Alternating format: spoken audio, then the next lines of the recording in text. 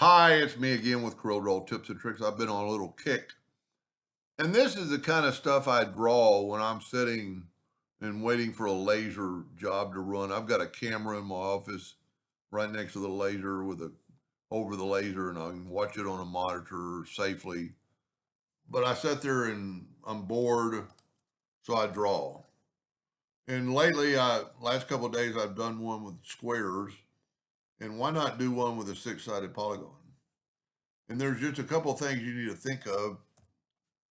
You need to start in the center of the page, and you need a point at every exactly in the middle of the sides of the polygon. And there's a lot you could do from here. Uh, I'm just getting rid of those lines for just a second. I'm going to set my nudge factor on 12 to get this out of the way. I want to be able to do that so I can nudge it right back. Then I'm going to take these lines and I'm going to make them something other than a hairline. Then I'm going to go to object and convert the outline to an object. Then I'm going to left click, right click. And then while it's selected, I'm going to go ahead and weld it. That would work already. And that's what I did in this case. It would continue, but I made a little bit better. I put it back. I control D and made a duplicate. Then I'm going to do a little different. I'm going to control D again and control D again. Now, I need to move this one out of the way. And I'm going to select those three lines by holding down the Alt key.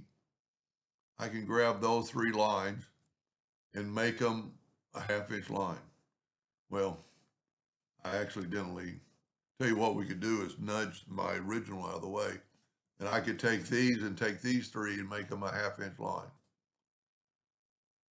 You know, it's really too thick, but I'm going to go ahead and go with it. Object, convert outline to an object. Left click, right click. Bring this back in.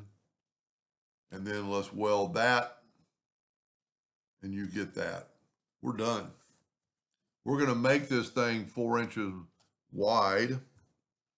I'm going to set my nudge factor on 4. Control D and make a duplicate and move it over. And see my lines touch. Now I'm going to group this together, Control G. Then I'm going to Control D.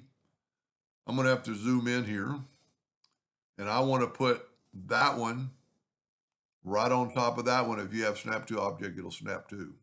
Now the advantage of doing it that way, now you can Control G to group those, Control D to duplicate those, and then you can bring this straight down. I've got to zoom in. There's so much going on, but grab that right corner and snap it to it. And that's all that's to it. Weld that, and then you can color it in, and you've got some sort of a geometric pattern. And, you know, the more I think about it, if you did it perfect, the space between here, here, and here could be the same space. Yeah, I could have cut these lines shorter. But, you know, you could add circles in those lines.